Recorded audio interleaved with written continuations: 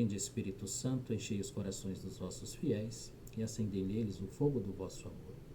Enviai, Senhor, o vosso Espírito, e tudo será criado, e renovareis a face da terra. Oremos. Ó Deus, que instruístes os corações dos vossos fiéis com a luz do Espírito Santo, fazei que apreciemos retamente todas as coisas, segundo o mesmo Espírito, e gozemos sempre da sua consolação. Por Cristo, Senhor nosso. Amém. Nós suplicamos, Pai, o Teu Espírito Santo nesta noite, em nome de Jesus e através da poderosa intercessão do Imaculado Coração de Maria. Ave Maria, cheia de graça, o Senhor é convosco. Bendita sois vós entre as mulheres, e bendito é o fruto do vosso ventre, Jesus. Santa Maria, Mãe de Deus, rogai por nós, pecadores, agora e na hora de nossa morte. Amém. Vamos também pedir a proteção, a presença dos nossos santos anjos da guarda, dos arcanjos Miguel, Gabriel e Rafael, para que venham também nos iluminar, nos proteger e também nos guiar nesta noite. Santo anjo do Senhor, meu zeloso guardador, se a ti me confio a piedade divina, sempre me rege, me guarde, governe, ilumine. Amém. São Mateus Evangelista, rogai por nós. São João Batista, rogai por nós. Em nome do Pai, e do Filho, e do Espírito Santo. Amém. Bom, gente, então, começamos mais esse encontro nesta noite, dando continuidade aqui ao nosso estudo do Evangelho de São Mateus.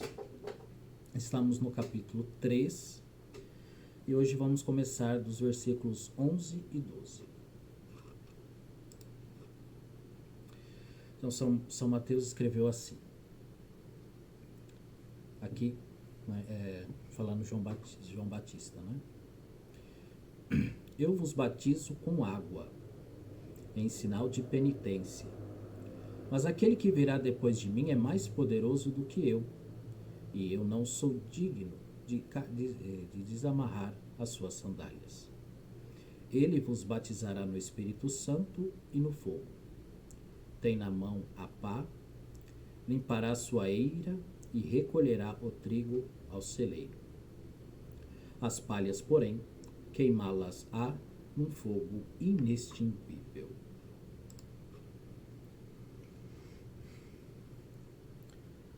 Por que batiza quem não pode perdoar os pecados? Por que João batizava se o seu batismo não perdoava os pecados? Para que este batismo fosse um sinal aos penitentes que fossem separados dos impenitentes, dirigindo os primeiros ao batismo de Cristo. Então, João Batista era melhor dizendo, que recebeu a missão de preparar os caminhos do Senhor. Então, nós devemos olhar todas as ações e tudo aquilo que João Batista realizava como uma preparação. Então, o batismo de João Batista não perdoava os pecados, mas ele preparava as pessoas para que elas pudessem receber o batismo que Cristo viria a dar. Então, o batismo de João era um batismo penitencial. Era um batismo que, embora não perdoasse os pecados, mas já encaminhava aqueles para um caminho de mudança de vida, de abandono dos pecados. Né? Como nós vimos na terça-feira passada, no nosso último encontro. Então, de nada adiantava os fariseus e saduceus irem até o João Batista e da boca para fora confessar os seus pecados, mas se aquilo não vinha de dentro, não vinha do seu interior, não vinha de um coração verdadeiramente arrependido, desejoso de uma verdadeira mudança de vida. Então, aqueles que verdadeiramente deixavam-se batizar por João Batista tinha um propósito verdadeiro de mudança de vida, então estes eram aqueles que de fato estavam preparados para acolher o batismo que nosso Senhor vinha nos dar. Então essa é a condição verdadeira, porque nós sabemos que os sacramentos, né, eles operam por eles mesmos, ou seja, no batismo nós somos verdadeiramente batizados, independente da nossa aceitação, né? Por isso que a igreja, por exemplo, batiza crianças, porque o sacramento opera por ele mesmo, né? A pessoa não precisa entender o que está acontecendo ali. No momento que a criança é batizada está, por força do sacramento. Porém, nós sabemos que os frutos do sacramento, a este sim, para que a vida nova que nós recebemos no batismo possa de fato frutificar nas nossas vidas, aí realmente precisa de uma adesão da nossa parte, que consiste no verdadeiro arrependimento, numa mudança de vida, numa vida de penitência, ou seja, numa vida de quem realmente está decidido, custe o que custar, a deixar o homem velho, o velho Adão, que foi sepultado nas águas do batismo, para que o novo Adão, a pessoa de nosso Senhor Jesus Cristo, possa de fato crescer nas nossas vidas, né? E isso é de fato esse tempo que nós estamos vivendo, né? Quaresma e Páscoa. Então, pelos remédios que a igreja nos oferece neste tempo, oração, jejum e a caridade, então, de alguma forma, o homem velho em nós perece. E uma vez que o homem velho, os nossos erros, as nossas inclinações ao mal, né, elas desaparecem, aí a vida da graça pode vir habitar em nós, a Páscoa. Por isso que a Quaresma é um tempo batismal que nos prepara para vivermos o batismo, ou seja, a vida na graça que Deus, por meio do sacrifício de Jesus na cruz, nos concede, né, a cada um de nós. E uma vez que João batizava por causa de Cristo, pelo mesmo motivo pregava aos que vinham a ele o Cristo que haveria de manifestar-se, e anunciava a eminência, a autoridade de seu poder, dizendo: o que há de vir depois de mim é mais poderoso do que eu. Então João Batista deixava claro, né, que aquilo ali era apenas um sinal. As pessoas não deveriam levar aquilo que João Batista fazia como um fim nele mesmo, mas era apenas um passo que conduzia ao seu verdadeiro destino, que era a pessoa de nosso Senhor. Agora vamos para os versículos 13 e 15.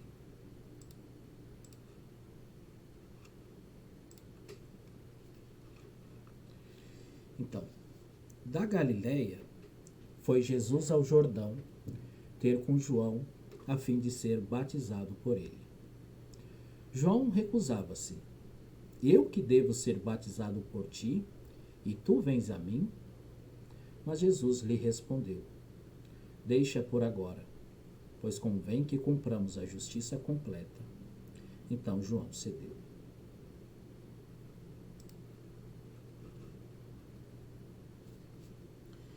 Então, Cristo é batizado não para adquirir a limpeza para si mesmo, porque nós sabemos, né, que nosso Senhor não tem nenhum pecado, né? Pelo contrário, o pecado passa longe de Cristo, né?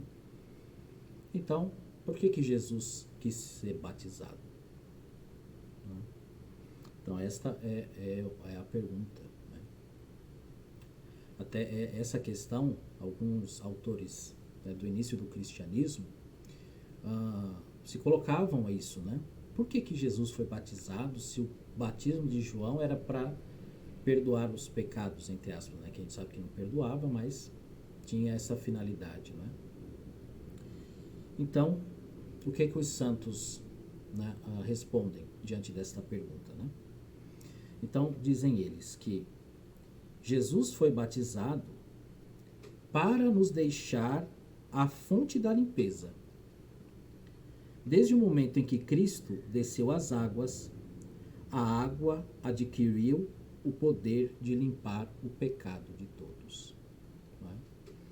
Então, Jesus foi às águas, deixou-se ser batizado por João Batista, para que uma vez que a água, né, descesse na sua cabeça, na sua fronte, passasse pelo seu corpo, aquela água contivesse de alguma forma a graça. E a água agora, que antes não tinha a capacidade de perdoar os pecados, agora a partir de Cristo, pela água da qual nosso Senhor deixou a sua graça, nós somos limpos dos nossos pecados.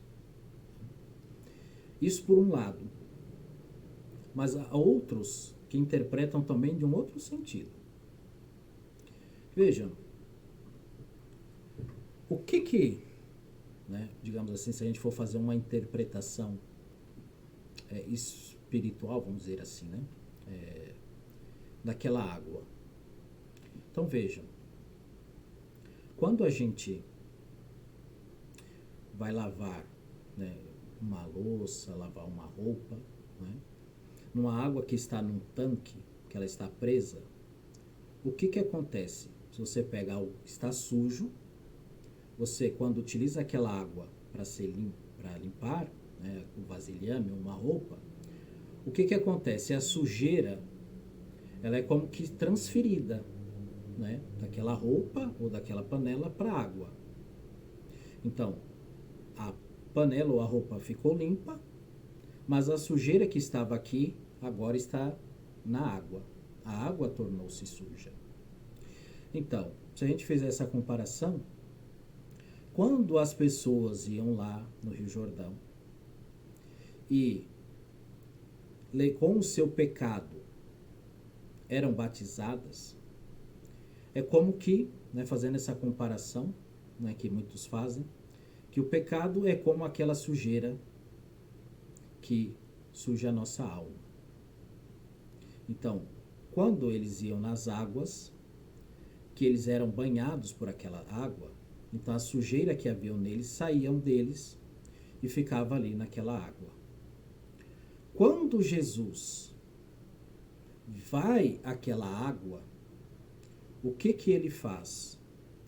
Ele é como que ele, digamos assim, ele carregasse para aqui aquela sujeira. Ele ali tomou todos aqueles pecados que foram ali depositados por aqueles que se converteram, por aqueles que mudaram de vida. E Jesus tomou aqueles pecados sobre ele e foi com ele, com aqueles pecados, oferecer o seu sacrifício na cruz.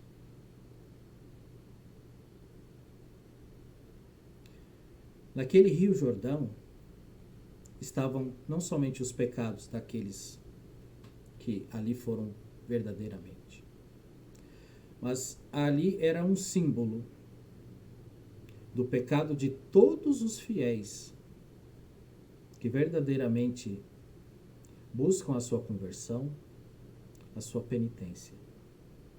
Então Jesus toma sobre si aqueles pecados, os nossos pecados, e oferece como o preço dos nossos pecados o sacrifício na cruz. Ele não tinha pecado, ele não tinha culpa, mas tomou sobre si a culpa de todos. Então esse gesto aqui de Jesus tem esse sentido muito profundo, né? Então, aquele que não tinha culpa, pecado, ele assumiu o nosso pecado. Ele foi até aquele rio, Rio Jordão, lugar aquela água tinha lavado inúmeros e inúmeros pecados, foi tomar aqueles pecados que ali estavam para oferecer a graça àqueles que ali buscaram a sua penitência, a sua conversão, a sua mudança de vida.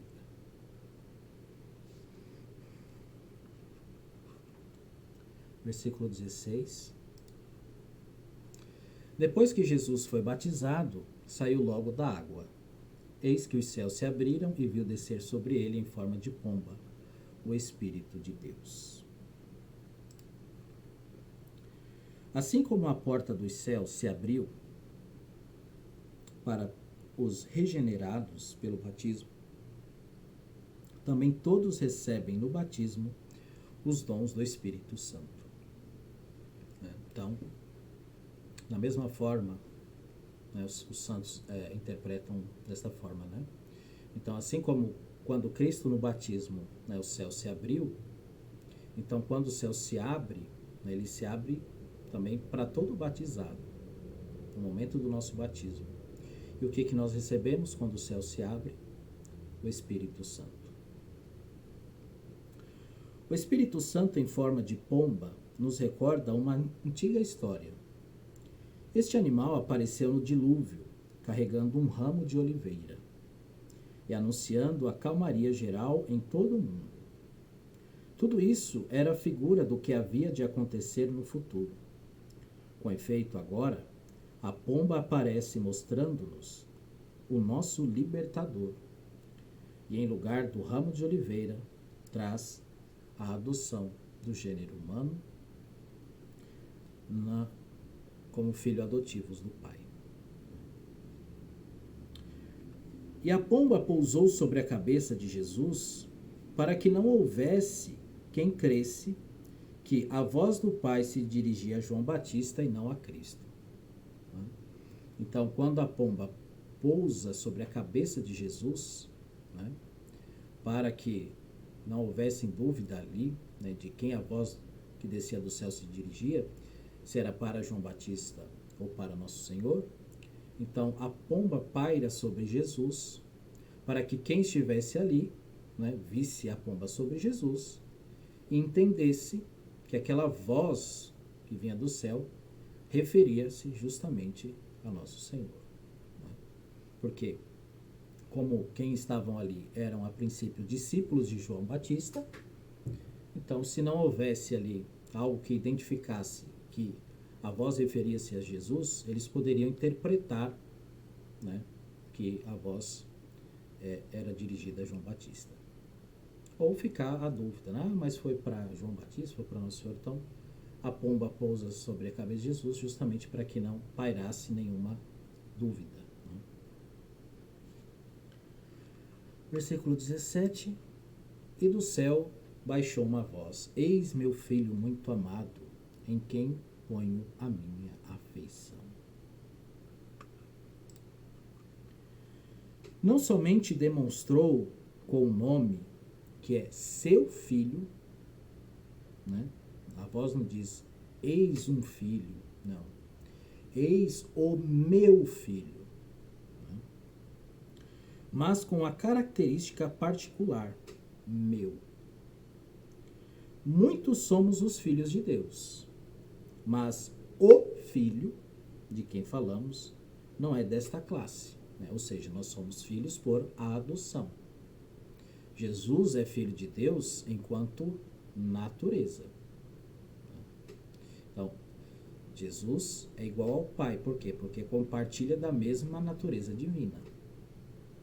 Nós somos filhos de Deus não porque nós compartilhamos com Deus a sua natureza. Assim como um filho compartilha as características do seu pai, da sua mãe, porque são filhos diretos. Não, nós somos filhos adotivos, segundo esse critério. Este é seu filho próprio e verdadeiro, por origem. Ou seja, realmente por natureza, não por adoção como nós.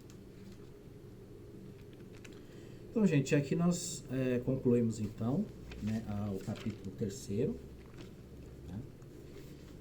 O capítulo 4, eu pensei da gente fazer uma introdução. Até agora a gente não fez, né? A gente já ia um pouco direto aos textos.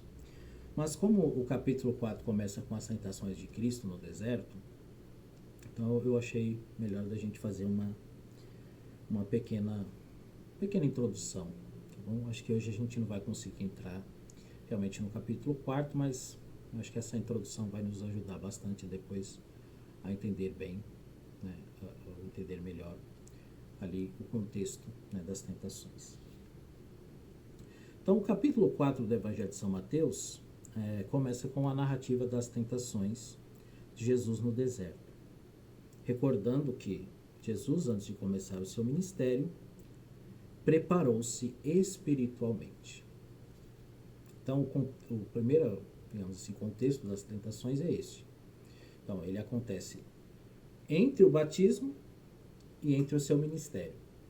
Depois do batismo, então Jesus é tentado. Uma vez que é tentado, então ele começa o seu ministério público, né? Sua vida pública. Então, esse acontecimento, né, as tentações de Cristo no deserto, ela contrasta com outro evento que já aconteceu no passado. Jesus vai para o deserto, fica 40 dias. O povo de Israel também foi para o deserto. E lá ficou, não 40 dias, mas 40 anos. Então aqui é esse paralelismo, né? Então, enquanto o povo no deserto, que o deserto tem esse simbolismo, né? Então o deserto, ele de alguma forma, né, ele simboliza o quê? As provações, as purificações que nós precisamos passar para que a gente realmente possa, né, ingressar na vida espiritual. Então, o povo no deserto,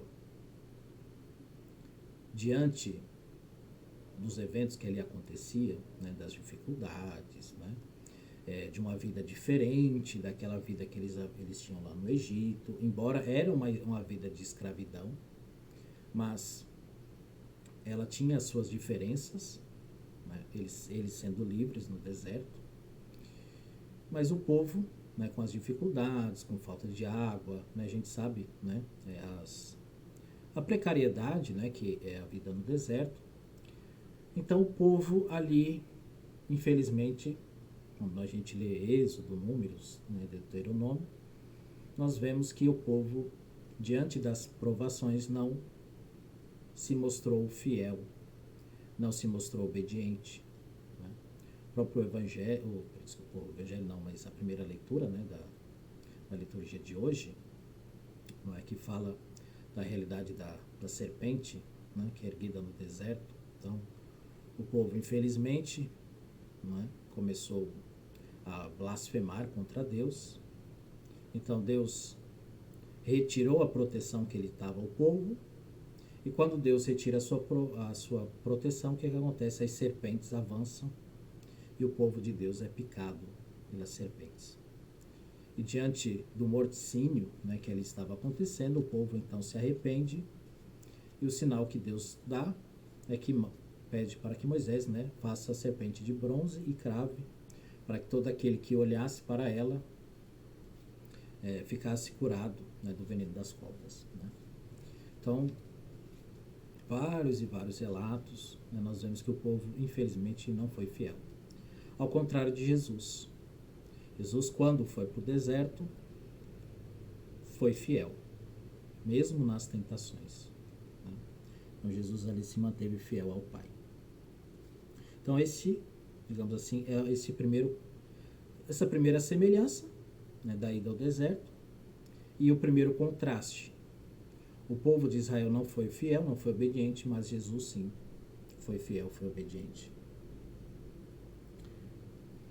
Moralmente, né, a vitória de Jesus nas suas tentações serve de exemplo da obediência cristã. A vida na terra é uma provação no deserto. Então nós também somos provados, assim como o povo de Deus lá atrás foi provado no deserto, assim como Jesus foi tentado no deserto. Nós também somos provados na nossa vida. A gente tem as nossas provações, as nossas dificuldades, né? Coisas que acontecem na nossa vida, uma enfermidade, a perda de um ente querido, né? Uma perseguição, uma calúnia, enfim, coisas que fazem parte, né, da vida de todos nós.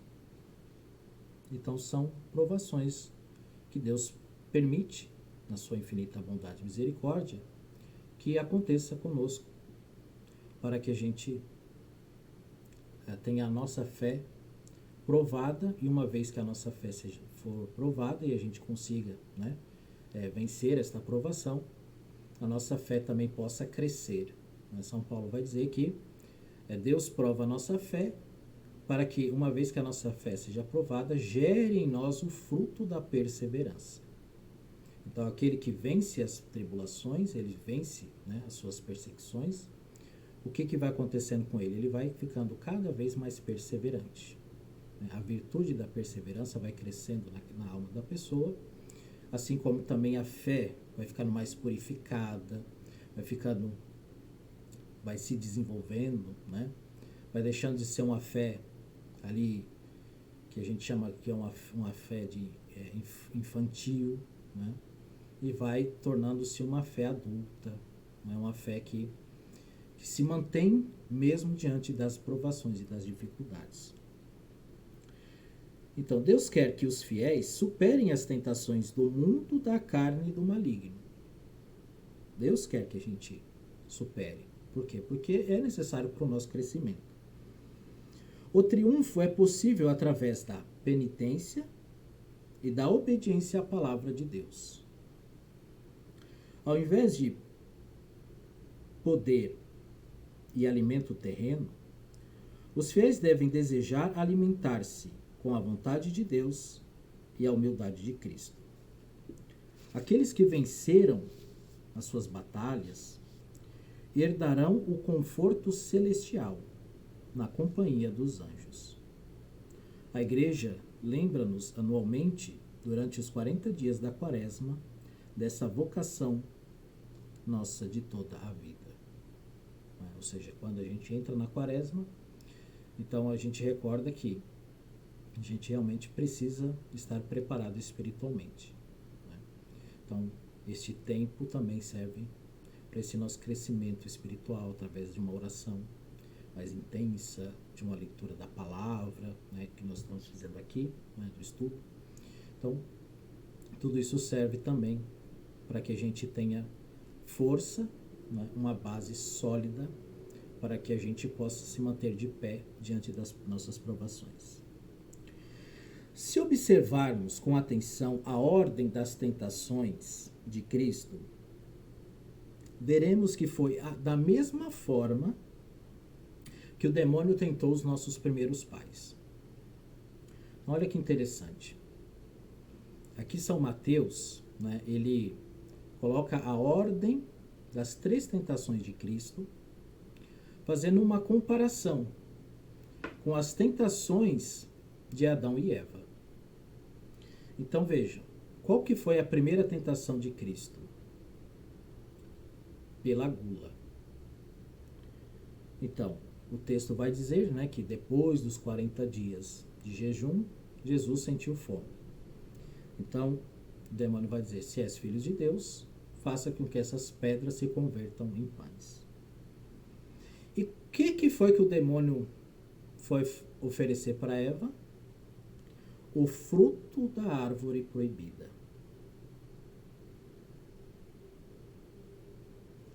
Então, aqui com Jesus são os pães.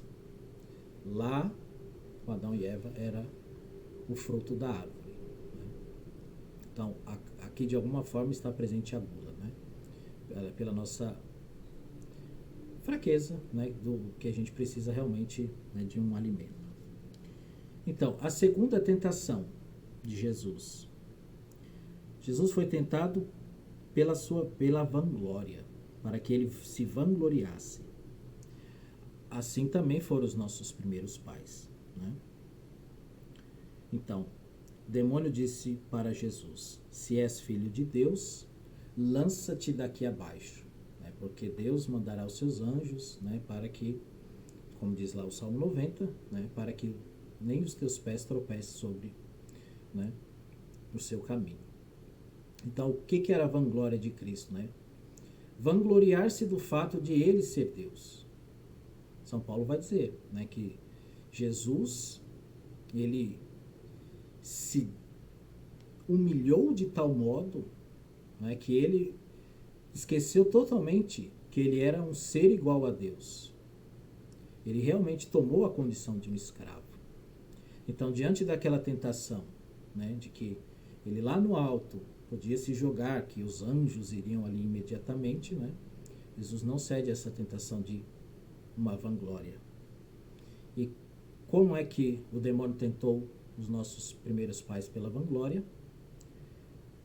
Se comeres do fruto, sereis como deuses. Terceira tentação, pela avareza. Quando disse o demônio aos nossos primeiros pais: conhecereis o bem e o mal. Ora, a avareza não é própria somente do dinheiro, mas também da elevação, quando ambicionamos excessivamente a grandeza. Aqui, no Evangelho de São Mateus, o demônio vai tentar Jesus pela avareza, dizendo: tudo isto, né, ele leva Jesus lá no monte mais alto, e mostra a Jesus ali todos os reinos do mundo, né, e diz assim: se prostrares e me adorares, eu te darei todos estes reinos. Então, o que é a avareza? É esse ter desordenado. Eu quero ter. Né? Então, lá, os nossos pais foram tentados com o ter o conhecimento do bem e do mal. Aqui, Jesus é tentado, né? Coitado, eu acho que aqui o demônio já estava desesperado, coitado, porque oferecer reinos da terra para Jesus, né? Não é que Jesus não... Jesus que né? Tem um santo que diz assim, né? É como o demônio é tonto, né? Porque quer oferecer reinos da terra para quem tem o reino dos céus, né? Não, Jesus nunca, né? Nunca. Isso aqui, coitado. Eu acho que os recursos de Satanás já tinham se esgotado, coitado, né? Porque essa aqui realmente para Jesus não ia dar, não. Jesus não ia trocar o reino do céu por os reinos passageiros deste mundo. Né? E que também, ele também é dono, né? Então, realmente aqui, coitado, né? O demônio foi realmente escorraçado por Jesus, né? Mas infelizmente não pelos nossos primeiros pais, né? Adão e Eva infelizmente sucumbiram, né, aqui às tentações, né? Bom, gente, então 9h52, acho que ainda dá pra gente um pouquinho, né? Então vamos ler os 2 primeiros versículos do capítulo 4. Então o capítulo 4 começa, né? Versículo 1. Em seguida, Jesus foi conduzido pelo Espírito ao deserto para ser tentado pelo demônio. Jejuou 40 dias e 40 noites. Depois teve fome. Então Jesus é batizado, recebe o batismo e vai para o deserto. Então São João Crisóstomo diz o seguinte: veja aqui, olha que coisa aqui. Isso aqui eu achei muito importante, gente. Isso aqui realmente para a nossa vida espiritual é algo que a gente tem que meditar muito. As tentações vêm depois do batismo. As tentações vêm depois do batismo. O diabo não viria a ti para tentar-te, caso não visse que estás elevado a uma maior dignidade. Então, quando é que de fato nós somos tentados? Aqui São João Crisóstomo está, né, comparando essa realidade de Cristo com a nossa vida espiritual. Quando é que de fato nós passamos a ser tentados? Quando de fato nós desejamos mudar de vida. E aqui às vezes é algo que nós temos uma certa dificuldade de entender essa realidade da vida espiritual. Né? Que às vezes a gente acha assim, que quando a gente faz um compromisso com Deus, né, as coisas vão mudar assim, né? Agora tudo vai dar certo na minha vida, né? Agora eu estou banhado da graça de Cristo, né? Então, portanto, tudo agora na minha vida vai ser um mar de rosas. Né? O que São João Crisóstomo está nos chamando a atenção? Que as tentações de Cristo começaram exatamente depois dele ser batizado. Então, conosco também. A gente tem que, né, entender essa realidade da vida espiritual. Quando, de fato, nós tomamos essa decisão de sermos de Cristo, de sermos de Deus, aí é que o diabo vai tentar a gente. Porque enquanto a gente está, né, na vida do pecado, para que o demônio vai tentar? Se a gente já está na mão dele, né? Tem um fato na vida de São Francisco, né? Talvez na vida também de outros santos, né? Talvez seja aqui uma história que era muito utilizada na Idade Média, mas que ilustra bem isso, né? Que uma vez São Francisco estava voltando da pregação, né, que ele tinha feito para o seu convento, e quando ele veio, né, que ele olhou assim lá o seu convento um pouco no alto, então ele viu uma miríades de demônio lá em cima, né, rodando. E quando ele chegou ali no pé da montanha que ficava o convento, ele viu lá um demônio, coitado, triste, abatido, né, desconsolado. E aí diz que São Francisco foi conversar lá com o coitado, falou: meu amigo, mas por que você está aí tão triste, aí quieto, né? Falou: não, porque aqui embaixo já está tudo dominado, eu não tenho mais nada o que fazer, eu queria estar lá em cima, que lá tem santidade, ou seja, lá tem combate. Então eu não queria estar ali porque não tinha mais nada para ele fazer, ele queria estar lá combatendo. Né? Então assim também na nossa vida espiritual. Né? Quando nós somos batizados, quando a gente entra numa vida de mudança de vida, de penitência, né? Quando a gente se consagra a Nossa Senhora, aí é que de fato as batalhas espirituais vão começar. Aí é que o demônio vai vir com força para tentar a gente. Porque o que o demônio é? O demônio é um ladrão. João 10:10. O diabo vem para roubar, matar e destruir. O que ele vem roubar de nós? A graça de Deus. Porque isso é o valor que o demônio vê em nós. Fala: nossa, aquele ali está cheio da graça de Deus, aquele ali eu tenho que tentar para roubar essa graça de Deus. Porque o demônio sabe o poder e o valor que a graça de Deus tem. Coisa que nós mesmos ainda não entendemos. Mas o demônio sabe. Então ele vem para roubar de nós a graça. Então, quando estamos em estado de graça, precisamos saber que estamos numa ordem de batalha. Precisamos estar atentos, vigiar, porque de fato o demônio está ali, né? Como vai dizer São Pedro, né? O demônio está como um leão a rugir, buscando a quem devorar. Ficai firmes na fé. Né? Então, estarmos atentos. E aí pode alguém perguntar: por que Deus não impede que sejamos tentados? Quatro motivos.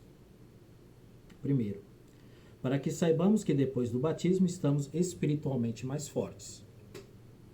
Então, nós também precisamos lutar diante das tentações para a gente ver que agora, com a graça de Deus, a gente também está mais preparado, espiritualmente falando, né? Depois, para que com as tentações nós não nos enchamos de orgulho pelos dons que recebemos, né? Então, Deus sabe da nossa fragilidade.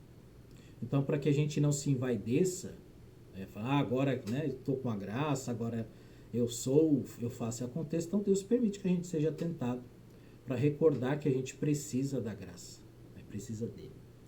Terceiro, para que o diabo saiba por experiência que te afastaste perfeitamente dele.